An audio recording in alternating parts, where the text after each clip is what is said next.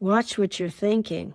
I can't not remember the name of the song, but it was in a movie, Despicable Me. And I am claiming right from the get-go, I'm not saying to go or not go to the places that I'm going to be mentioning, but I want to show you how easily something can get programmed into the subconscious and you don't even know it. Whatever this song was, I like to move. I'm quite a dancer. And with that in my soul, I'm always going to be dancing around because that's how I'm made to just do that. And so sometimes it's one type of music, another time it's another type of music, but this time it was a song from a movie, and it had a lot of jingles and just fun music for children to bop around with and have some fun. It was nice for adults also, but anything that I can dance to or move around to, I'm going to thoroughly enjoy. With this, I listened to the song on repeat. It was over and over again just because it was uplifting, it was light, it was fun, and it was just good. Actually, so many of the lines were talking about dancing and just being on top of the world, and it's been many years now, so I really can't remember all the words, but they were almost all really wonderful statements to be made and to hear. Except for one.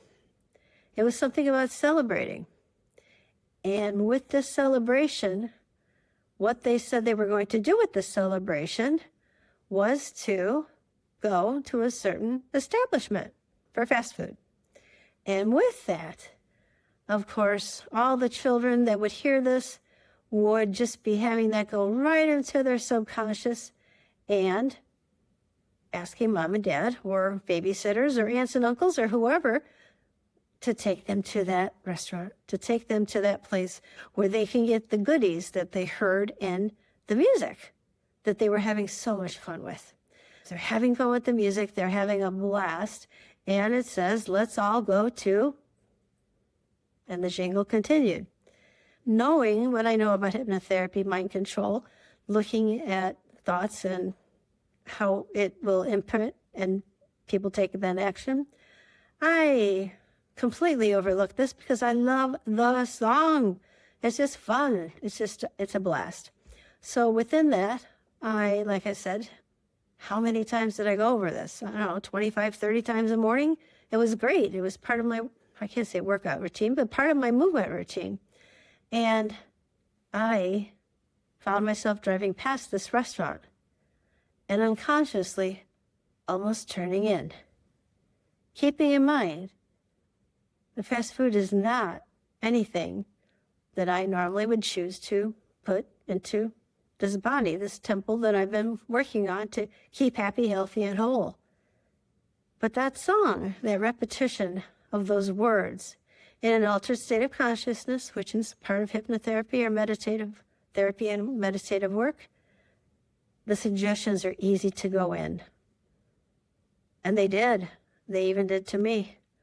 And without thinking, I turned and then I laughed hysterically because I realized where I was, what I was doing, and the power of suggestion. When we're looking at anybody's life, the power of suggestion, it has to be looked at. And it can be looked at in a variety of ways. But when someone has a certain situation pop up and they're uncomfortable with it, oftentimes we need to look at what is the situation and what powers besides their own in an unconscious way or conscious way are affecting them. They could be very easy to spot, or they could be something that we really need to take a hypnotic self-dive into to bring them to the surface. Because sometimes people will, let's just say they always turn right at that specific corner because that's just what they do. So, for today, watching what you are thinking is of great importance. What you are thinking has a lot to do with how your mind's going to be programmed. Or it's an indicator of how it is programmed, and you want to check and see, is that what you really want? Is that what you really would like to have? Is that really the focus that you would like to put everywhere. By everywhere, I mean that if that's the focus that you follow, it will affect the people around you. It will affect your life and will affect all who come in contact with you in one way, shape, or form. Because when you have a certain focus in mind, consciously or other than consciously, that's the energy you kind of project. That's the energy you'll kind of feel. Now, a million years ago, I used to work at a bank. There were 3 different occasions where we were robbed. There were many things that we were taught to look for in the bank, both the teller line, the officers around, whomever, they would be looking, because if you have those things on, in most people's mind, especially with the bank training we had, we would be looking out for each other and looking out to see that there wouldn't be no harm done. And if there was a robbery, we had different protocols to do. But you had that observational skill put into your subconscious and your conscious because you knew there was a great potential being in a place 3 times. Different people came up and asked for money that was not theirs from the bank tellers. And keeping all this in mind, each and every time that someone's asked to take information in consciously, we can say it's studying or learning or just growing and reading things, whatever it may be. If we're choosing to put it in, that's one thing. If it happens to be something that we're not so obviously taking in, it can still affect us, very much so. If somebody has something going on that they're really uncomfortable with, there's some kind of habitual thought patterns in their body. It might be, the trauma may be held in the body. It may just be something that you don't want to be held in your body that's being awakened. It may be the thoughts. It may be the subconscious just poking you.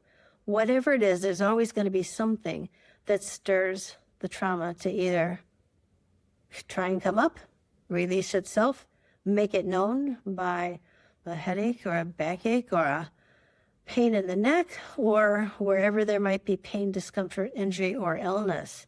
And then it's up to the person to take it and look a little further.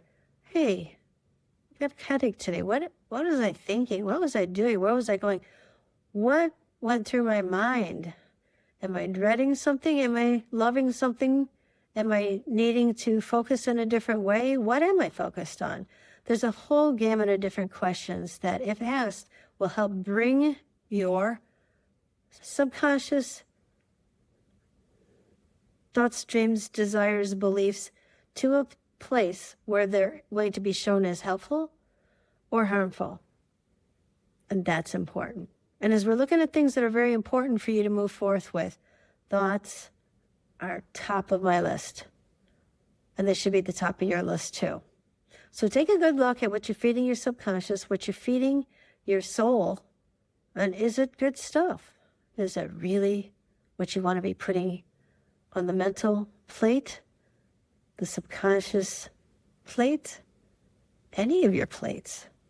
Is that what you really want? And if it isn't, that's a good time to investigate a little further and use some of the techniques that we'll be teaching on this channel. So if any of this is of interest to you and have helped you in any way, shape, or form, please like and subscribe, and we'll see you next time.